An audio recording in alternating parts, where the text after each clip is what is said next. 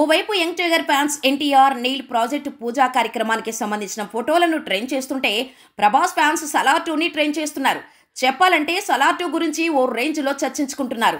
వాస్తవానికైతే Prashanth Neel Salaar part 1 తర్వాత part 2 చేయాల్సి ఉంది.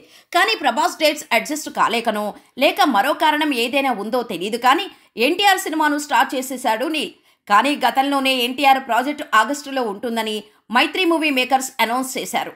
చెప్పినట్టుగానే ఇప్పుడు పూజా కార్యక్రమం నిర్వహించారు. దీంతో సలార్ 2 సంగతేంటి, ఎప్పుడు ఉంటుంది అనే టాక్ నడుస్తోంది.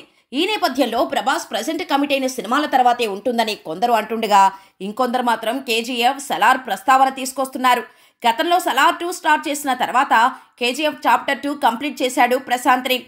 ఇప్పుడు కూడా ఎన్టీఆర్ సినిమా స్టార్ట్ చేసినప్పటికీ ముందు సలార్ 2నే పూర్తి చేసి రిలీజ్ చేస్తాడని అంటున్నారు. ఇప్పటికే పార్ట్ 1తో పాటు కొంతవరకు సలార్ 2 షూటింగ్ చేసి పెట్టుకున్నాడు నీల్. ప్రభాస్ కూడా వీలైనంత త్వరగా ఈ సినిమా కంప్లీట్ చేయడానికి రెడీ అవుతున్నాడనే టాక్ నడిచింది. కానీ ఫైనల్గా ఎన్టీఆర్ సినిమా ముందుకొచ్చింది.